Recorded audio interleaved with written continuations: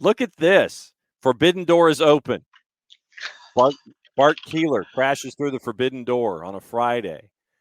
And it was basically because sir, and if you were listening in the first half hour, we were having a discussion about the women's national team and what happened last night down at DRVP&K, where 71 match home win streak snapped. Yeah. And there were issues upon issues. So from 30,000 feet, sir, what did you think about what happened last night? Well, first off, I don't believe that there are issues upon issues. I think there were a couple of issues. Individual errors caused goals. I do think there were some structural errors. There seemed to be too much space between our back line and our midfield. But I think that actually last night was a really good game. Lindsey Horan was about a total of 1 foot from having a hat trick. Yes. She hit the post twice and had a header that just somehow missed. And I think it's fair to say, yes, we need to have one of those goals has to go in, right? Like that's law of averages. You just assume that goes in, but it's unfortunate it hasn't. We had other people find opportunities. It wasn't like we were, in my opinion, from what I saw, it wasn't at all a game that Germany deserved to win, in my opinion. And in fact, I think that second goal comes from the US's desire to go get a second or go get a winner, because at that point they had just tied it. A very well worked goal. And again, it kind of, to me, brings up what I think is the highlight of this team is being able to press and work defensively high up the field and create transition moments. And we've seen that in a lot of the goal. I mean, the goal we scored against England is very similar. So I think personally, I continue to see that as the way forward, especially against better teams. Now, obviously, when you're playing in CONCACAF, that's not going to work because Jamaica, Costa Rica, like they're not going to be at that level to be able to possess the ball. But I think what we saw last night was actually a good example of how the U.S. can beat teams like Germany, England, and even Spain. The problem is just that we didn't have things go our way. Germany had a few good attacking moments. We had a few good attacking moments.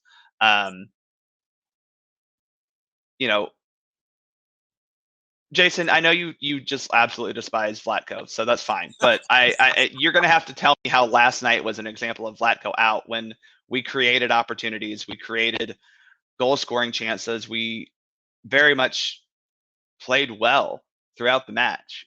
Unfortunately, balls did not go in the net. I jokingly tweeted out from the AO Atlanta account, the goal is lava. It just felt like there was zero ability for us to get the ball in the back of the net. Credit to Germany's goalkeeper who had a couple of good saves. But the first goal Germany scores is such an unlucky goal. I mean, you defended a counterattack fairly okay. You at least were able to not have them score on the initial attack. Unfortunately, the rebound comes out to a German defender. Andy Sullivan doesn't close down as tight as she needs to, that can be a topic of conversation next. Go for Just it. Close down as tight as she wanted to, or she should have. Germany gets a shot off and it comes off the post, hits Casey Murphy and goes into goal. The U.S. had multiple shots that hit the post as well, but somehow just didn't find their way into the back of the net, Yeah. And here's my general 3,000 foot or 30,000 foot view is this particular U.S. women's team. We can say, oh yes, they're very talented. I think that's a fair thing to say. But at the end of the day, maybe the team itself is not as good as Germany and England and teams like that. And you know what? That's okay. I know this is hard to have people realize, but we are talking about we're coming off a generation of players who made 3 World Cup finals in a row. We're also talking about a generation of players around the world, specifically in Europe, who have had the benefit of having their entire lives playing in footballing systems that are now trying to include them. That was the thing, is before this, the US system was the only one that really provided opportunities to girls to play soccer. And you know why that is? Title IX. A lot of other countries didn't have that. I mean, England literally banned women from playing soccer for half a century. Germany and all these other countries had similar laws on the books and certainly had, if not a law, just general understanding of we're not allowing women to play soccer and we're not going to support it. Germany and some of the Scandinavian countries were a little bit better about it and quicker, but on the whole, these European countries, the FAs that have bukus, oodles, gagillions of monies, right, compared to what U.S. soccer has, are able to fund better their women's teams. Now, is it perfect? No. I think if you ask any player on a women's team in Europe if they think it's an equitable situation, they would say no. But these FAs have the resources, have the infrastructure, and we've talked about this before, just the footballing infrastructure to kind of copy and paste and get women to start playing at a higher level. And the US, that's where the US hasn't adapted yet. So what we're seeing now is very talented girls playing soccer all up and down this roster. We have a very young roster. I mean, you're still looking at a Mal Pugh, Sophia Smith, who are under the ages of 25, Andy Sullivan, Emily Fox. These are not old players. The veterans last night were Alex Morgan, Lavelle Horan.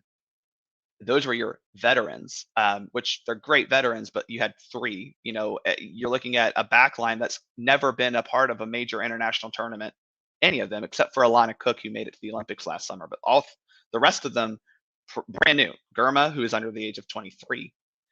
Cook, Fox, Huerta, all new to this women's national team.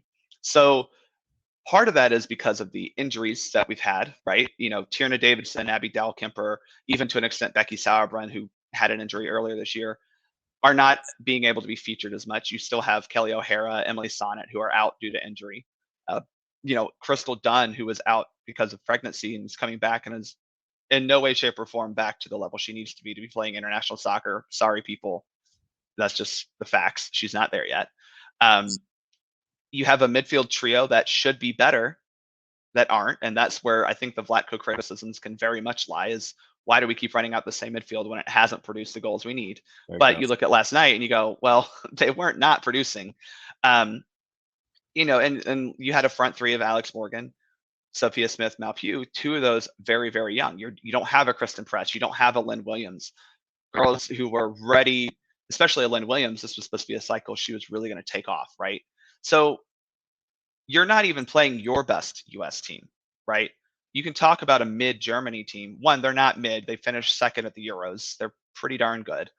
But yeah, they weren't playing a full-strength squad. Neither was the U.S. The U.S. is not at full strength. And other countries have figured out how to develop players very well. There's a lot of panic, and it's not unjust because obviously we've just lost 3 matches in a row. We just lost a match at home. We've given up multiple goals, 3 matches in a row. Like, those things are bad.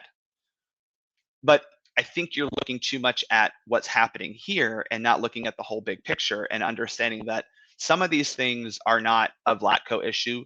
They're not a Lindsey Horan not finding the right side of the post issue. There are systemic issues that U.S. soccer has because U.S. soccer doesn't have the resources or ability to overhaul the system right yet. You have NWSL teams that are we have NWSL teams that need to develop academy systems similar to the European clubs. We have USL women's teams that need to develop academy systems. I look at places like Tormenta that have a men's and a women's team, an academy system that can start developing young girls to play at the professional level. We still have a women's college structure that is actually very good for developing players. And I still think that the college game is the US's secret ingredient to creating good players, because players who aren't ready at 18 get 4 more years to develop, and sometimes that helps, or they get 2 more years to develop in the case of like Normie Gurma or Sophia Smith. So I think the issues we're having is that we want to blame everything on what's this moment. But the reality is the world is catching up. That's not a bad thing.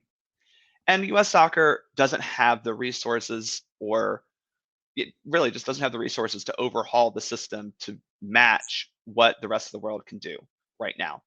I'll also again say, if this team in 2023 doesn't win a World Cup, people are going to be very mad. And my response would be, right. I mean, look, the U.S. women's national team, your expectation is to win. I get this. But like, the realistic expectation is you should be making the semifinals. You're still talented enough to do that. There's no reason to not to. You did it at the Olympics, even though you played poorly. Yes, I think that there are some issues with the way that Vlatko sets up his team, but I think overall we're just looking at a generation that is in so much transition that it's hard for me to look at them and go, wow, we got to change everything. There are a lot of changes we need to make, but like, I don't think swapping out Vlatko for another coach is going to fix those issues, right? Maybe another coach sees that Lavelle, Horan, Sullivan isn't your best midfield, but I would argue personally, I don't know of another player in the midfield who's better than Lavelle and Horan, who's healthy right now, because I think Katerina Macario might be that, but she's dealing with an ACL recovery. So there's a lot of thoughts, John, a lot of consternation, a lot of angst around this U.S. women's national team, and I think it's justified. Look, you lost 3 matches in a row. That's something that the U.S. doesn't do. But we have 9 months until the World Cup, and I am more willing to let Vlatko take us to the 2023 World Cup. Yeah. To get these players who are, again, very young, just get them the experience of playing at the international level. You know, that is something that is valuable right now. It's Sophia Smith, Mal Pugh, Emily Fox, Naomi Girma, Casey Murphy. These are players that hopefully, if we're hosting in 2027, can lead us to victory here on home soil. Was this transition to the younger talent? Who's the mug this morning? Atlanta United. Okay, there we go. And we got an Atlanta United Champions t-shirt as well. So there you go. Was this transition to the younger generation a cycle too late in your mind because of how the world is closing on the United States? Because I know that you got a lot of those 30-plussers that were still there last time out. Jill Ellis got it right. I mean, there's no question. Yeah. She got it right. Everybody was freaking out. Everybody was going, oh, I don't know. This team's too old. The world's closing down. Jill Ellis hit every note the right way. But is this transition to 23, did it start too late in your mind? Should it have started earlier where the 30-plussers were being worked their way out because of effectiveness or what have you? Did we start this too late in your mind? Well, here's the catch-22 of that. The goal we scored last night was Alex Morgan to Megan Rapinoe. Right. You know, but to answer your question, yes, I think the transition did take too late. I think that, you know, most of the times when you watch the women's international football, you have your World Cup, and immediately after you have your Olympics, and usually the Olympics is like your last hurrah, thanks for everything, go home. The problem that I do think is you held on to that generation a year too long once you had the COVID. However, I understand that because you had a whole year lost due to COVID, it's not like you could go see new players. You had to deal with the players that you knew. And it was tough because I personally would have rather have said, look, Pino, Carly, Becky, all those players who have been very important throughout this run. Thank y'all for your service. Mm-hmm. Y'all are fantastic, but this year delay, unfortunately, you know, it just isn't going to make we can't keep bringing you out here. Right. And I think if you would have brought a young U.S. women's national team, and not even that young, because I'm talking like Lynn Williams, like she's 30, but, you know, started bringing in this newer generation at the 2022, 21 Olympics, you know, instead of saying, okay, we're going to bring the old hats again. I think if you would have brought the younger players to the tournament in 2021, once you had that year delay, we would have been a little bit ahead of schedule. But I'll again reiterate, we're not healthy. Because in that tournament, you still would have had Tierna Davidson, Abby Dalkemper. Mm-hmm. You still would have probably had a Katerina Macario who went to the Olympics. Right. You know, you hopefully would have had Mal Pugh, Sophia Smith, and probably Lynn Williams. Yes, you probably would have kept Morgan and Press, but, you know, would you have necessarily not brought Kelly O'Hara? You probably would have brought her. Alyssa Nair is still your number one. You know, there has to be a mix, but I do think that, yes, we probably should have started bringing in the new blood a little bit sooner. And I think that leading up to the 2021 tournament in Tokyo would have been a better time to start bringing in the young guns. But again, the COVID pandemic, it just ruined all of that, because you probably would have done that in 2020. So that means 2021 is when you start bringing in the young girls. But now with the pandemic, you had to push that back, and you're going, well, I don't have time to find this new blood and really vet them. I have to go with the people that I know can perform. And unfortunately, Vlatko just couldn't get the team to play at the level they need to. And that's fair. Vlatko still has, underperforming. His teams are underperforming. That's fair. Who, in your mind, is the hashtag Julie Ertz replacement? No one.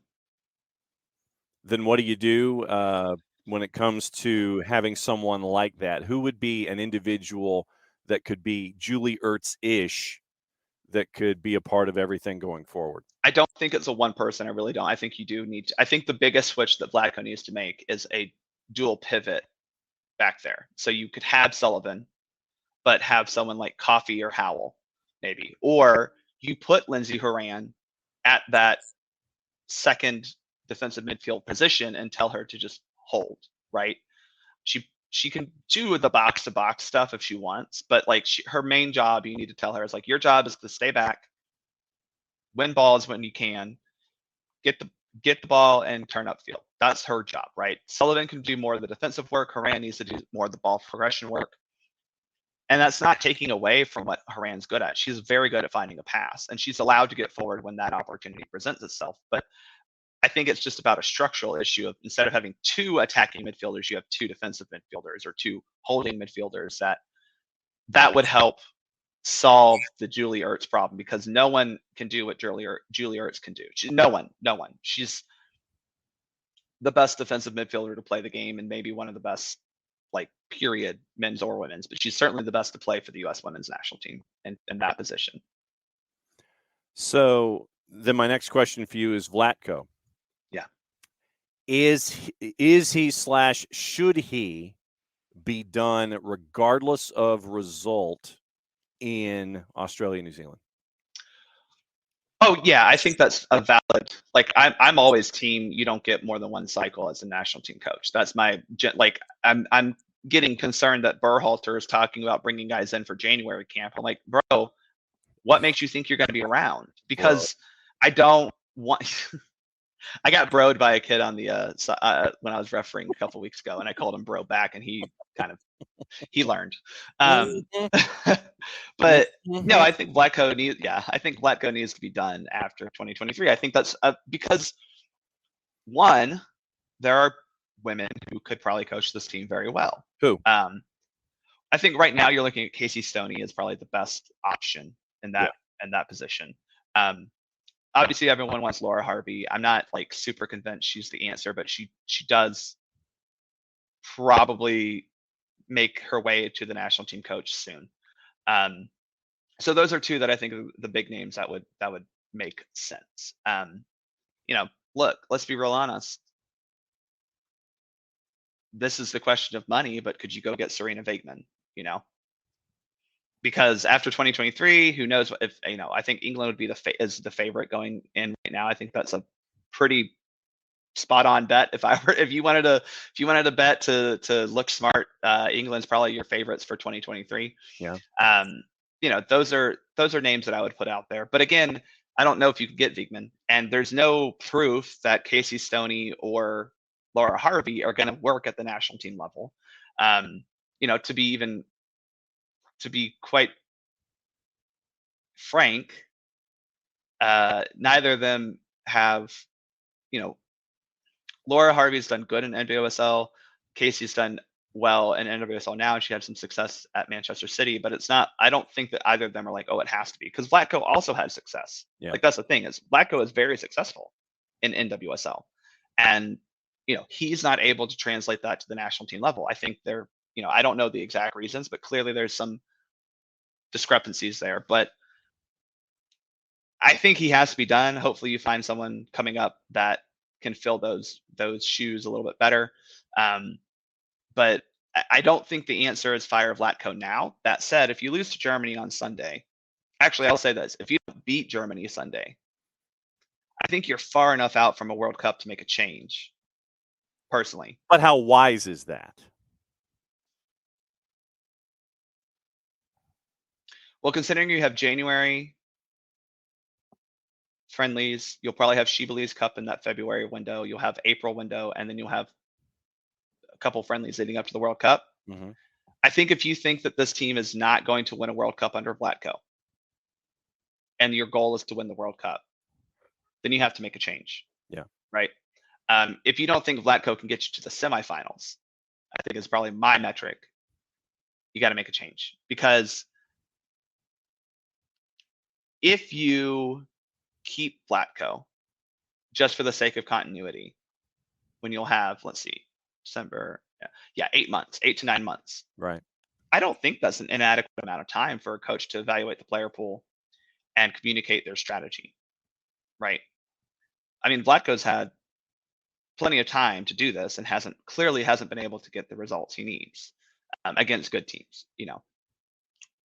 So, I mean, I don't think I don't think you want to fire Vlatko right now, but I think you're also far enough out where if you do, you have time. The new coach has time. You would have to have a replacement though ready to go, announced in December. Like, this isn't we'll have an interim coach in January for that camp. No, you need to have a replacement ready to go in December. So that's the question that Kate Markgraf has to ask herself: is does she have that person? And I think that, I mean, legitimately, if you're going to chase after the names that you were looking at, that individual would have to be ready to jump. I don't think Casey Stoney would want to jump immediately. No, I don't think so either. Into a gig where she would be styling and profiling, and she would by far be, at the top of the ladder when it comes to GQ and styling, but getting ready to do those kinds of things. Yeah. I don't know if you want to jump that immediately.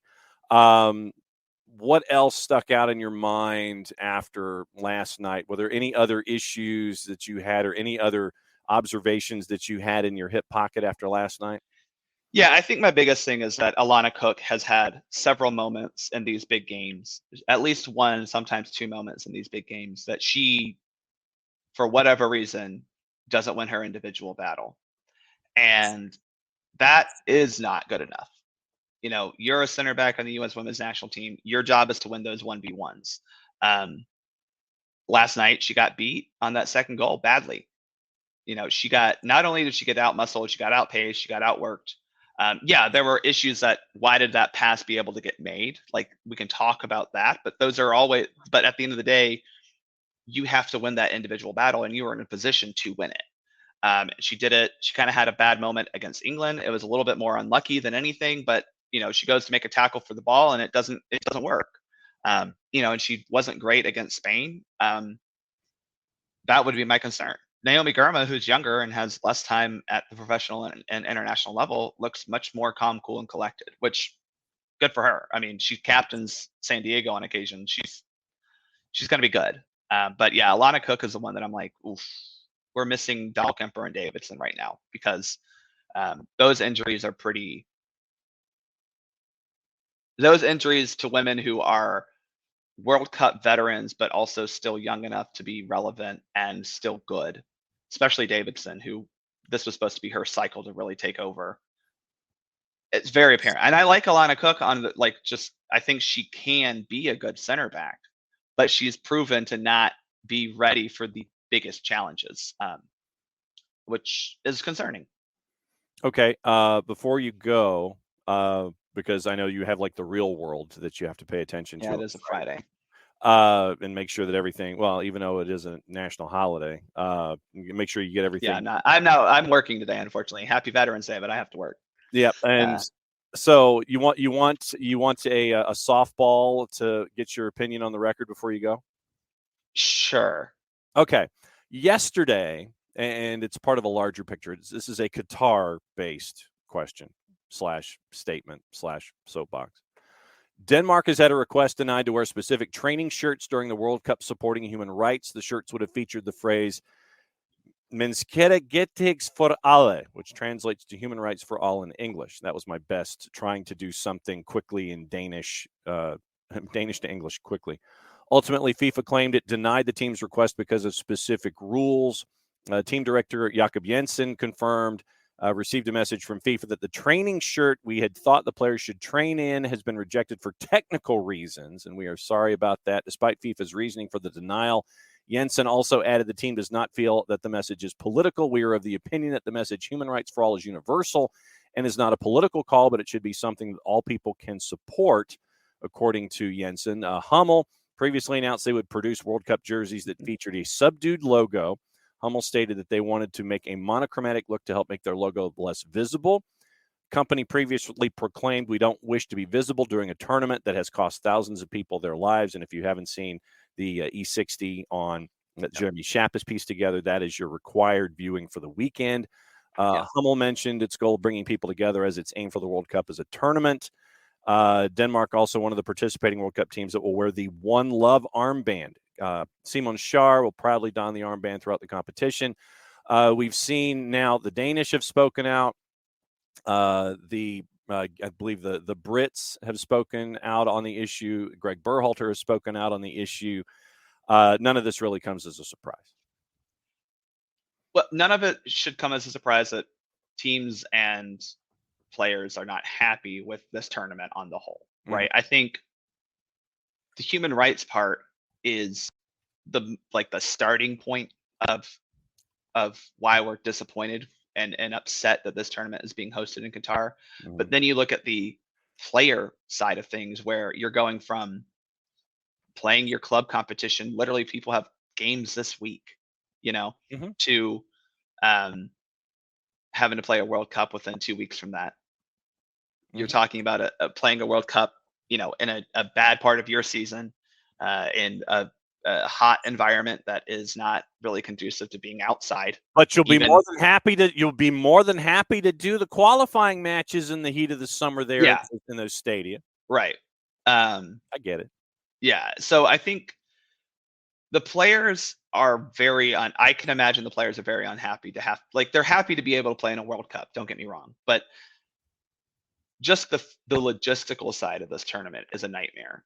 Then you add the fact that you have thousands of people who have died while building these stadiums, and even more who were forced to work, not necessarily against their will. I think that we do need to understand that they did willingly go there to some extent. But the kafala system and indentured servitude, basically. Yeah. Right. But then you're talking about forced work once they get there, and harsh working conditions, and human rights violations of just not being able to freaking leave the country.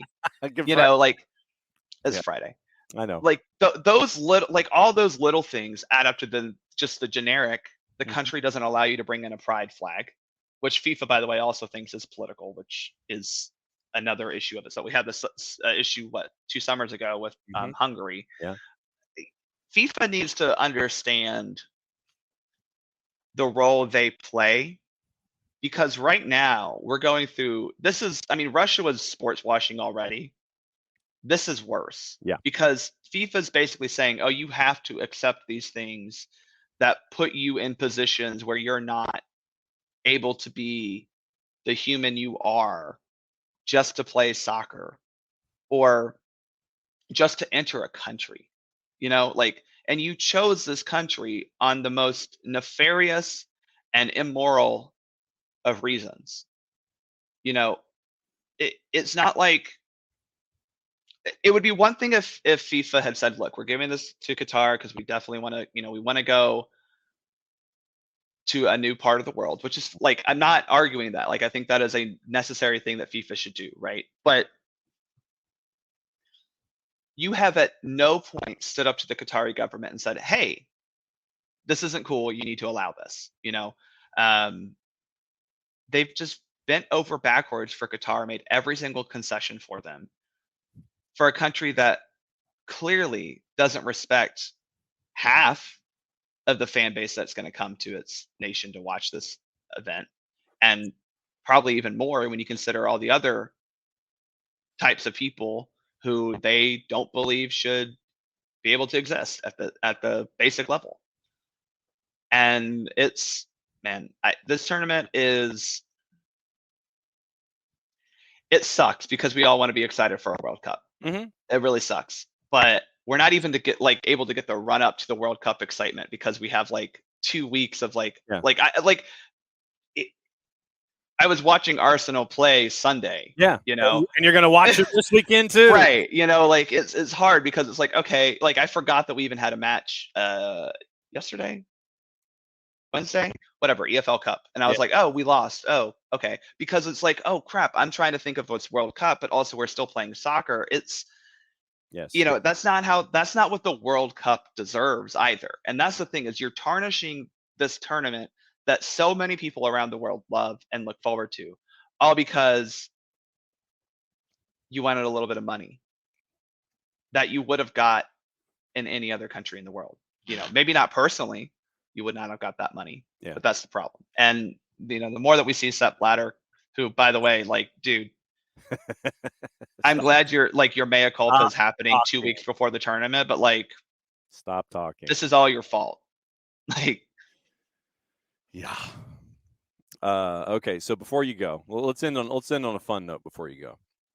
Not that one, Michael. We'll get to you to say yes. So FIFA is always going to do whatever they want to do to line their pockets. Yes, absolutely. Exactly. Yeah.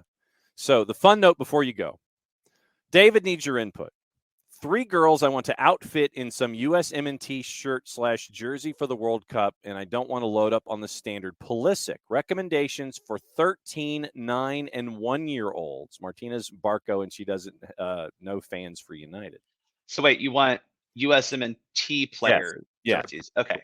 Yeah. Well, you have 3 from Georgia, so that would be one route. You have Sean Johnson, Walker Zimmerman, Shaq Moore. Yep. End of discussion right there. That's all. Right there. I think a good one would always be Tim Weah. He's a fun, exciting player to watch. Brendan Aronson would be a fun one too, because you know that'll get some fun, and you can wear that throughout because he plays for a big team that you can watch week in and week out. Same with Tyler Adams. So like Aronson Adams would be great suggestions because you can watch them on TV every weekend playing for Leeds, and you can wear your USWNT shirt for that. Let's see. I think those would be the 3 that I would suggest the most, because you're going to get a lot of Pulisic and Reyna. Yeah. You know, you're going to get a lot of those. But maybe 4. I'll suggest the 4 of Tim Weah, because I like Tim Weah a lot. Aronson and Adams, because they're relevant. You're going to get to watch them a lot outside of the World Cup. And then the last one is Walker Zimmerman, center back, going to be starting most of the games. He's from Georgia. That's a good reason as well. There you go. All right, time for the plug for everything going on. You've been very, very busy with soccer for US the other day. Yeah, so got that out yesterday. We recorded the reaction to the roster episode and then put it out the next day. I was proud of myself for that turnaround. Yeah. I think that we'll have an episode coming out either next week or like Sunday of next week to kind of preview the World Cup as a whole for the US, and then we'll have reaction episodes after every game.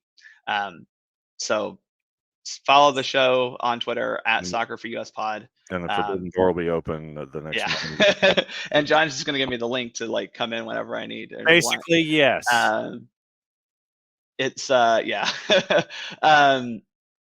it's going to be busy, but follow me on Twitter at Soccer for US Pod, and or follow me at Bartimus Prime 19 for all of that. So yeah, there you go. See, this is what happens when we open the forbidden door, and it's like, all right, I need you to crash the party. So here's the golden ticket, and just crash. Go back to. I know you don't want to, considering it's a Friday. It is a Friday, but then tell you what. Get back to the real world so you're done with the real world sooner than you would be, and 35 minutes later than you would have been, considering that you jumped in here. Yeah. I got a fun project today. I'm working on our company's holiday card, so that's fun. Okay. Have you fired Neil Brown yet at West Virginia? I think he's here until the end of the season. But I don't think he should coach next season. There you go. Contract not renewed. Yeah. Neil Brown. He got an extension through, I want to say 2020. When did he get that? He got it in 2002. I want to say 2026 was his contract end date, maybe 25. So that's kind of the problem, is like if you fire him now in 2022, you're looking at a much bigger buyout. And I'm wondering if we wait until 2023, January 1, 2023 to be like, hey, Neil, you're done. Contract. Neil Brown buyout. We're into college football. Yeah. That's over on OSG Sports. That's the other side. 2-year contract. Yeah, through the 2026 season. So, that's the issue we're facing right now. And the problem is that our athletic director gave him that extension after not really earning it. He had 2 6-win seasons and somehow thought that was worthwhile. And I'm of the opinion that making a bowl game, I do think making a bowl game is like the bare minimum for a college football coach. Yeah, and you shouldn't lose your job if you make a bowl game. Yeah, but that hitting the bare minimum every single year, especially following a coach who I know a lot of people didn't like because he was a little rough around the edges, but had multiple 10-win seasons and, averaged 7.3 wins a season and put a lot of guys in the NFL during his tenure at WVU. Neil Brown's not doing anything close to that. You can talk to me about recruiting all you want, but it's not getting the job done. Maybe we'll just hire Brian Harsin. I hear Auburn doesn't like him. Yeah, he's out there. Well, just he needs to go back west of the Mississippi and actually, recruit.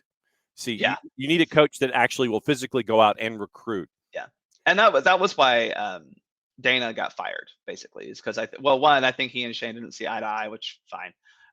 Shane wanted a guy who was a little bit more like, a family values, because apparently that's how you win football games. Asked Nick Saban about his family values. And Miss Terry will have him coaching as long as she wants him to coach. Miss Terry runs that family. We all know this. Yes. Monongah, West Virginia native, by the way. Always got to throw that out there. Dana that was his problem, is he didn't like to go out and recruit. But people wanted to come to WVU because they knew he could play for a coach that's going to make them look good. He got quarterbacks. He didn't recruit them out of high school. He got transfers. But sometimes that's the name of the game now. So why? Yes, I don't know. I mean, Neil Brown hasn't had a recruited quarterback start for him yet, but apparently no one wants to dog him for that. That's I was a Dana fan. I think that's where my biggest thing about Neil is I liked Dana. I got drunk with him a few times. That's a dangerous venture. I went out drinking with Dana once and Huggy once. You and Thuggy Bear? Yeah. Wow. I didn't stay. I did not last too long. That man is.